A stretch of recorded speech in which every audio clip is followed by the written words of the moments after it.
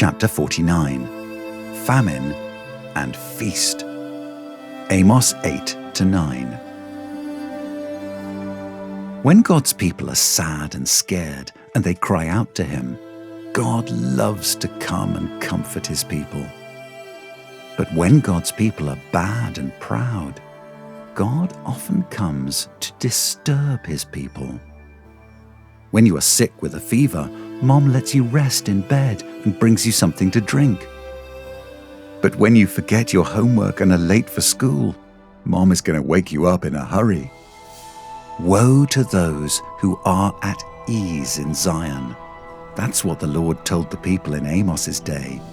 The people had grown rich and lazy, full of themselves, and empty of God. The Lord hated their feasts and assemblies because it was nothing but a show. They weren't really worshipping God. They were hypocrites. A hypocrite has nothing to do with a big blubbery animal crossing the river with a little bird on his back. That's a hippo. A hypocrite is someone who pretends to be one thing but is really another.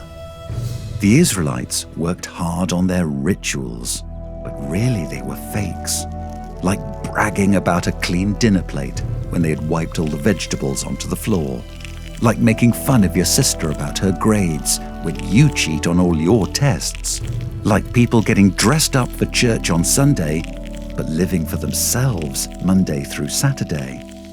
The Lord wants us to follow Him with our heads, our hearts, and our hands all the time. Not just once a week or on holidays or when people are looking. So the Lord promised to bring judgment on His people. God kept trying to get their attention, but they kept ignoring Him. He withheld food and rain. He made their plants sick. He let loose big bugs to eat their crops. He sent them diseases. He raised up their enemies to punish them. God was trying to warn them of worse things to come, but they wouldn't listen. Then the Lord told them what was worse. The days are coming, said the Lord, when I will send a famine on the land. But not a famine of bread or water, a famine of hearing the words of the Lord. The people would wander around, not knowing where to go. They would look for the way and get lost. Nothing in all the world could be much worse than God going silent. No more Bibles, no more prophets, no more preachers, no more sermons. Nothing but silence. Thankfully, that's not the end of the story, not the end of the biggest story, and not the end of this story.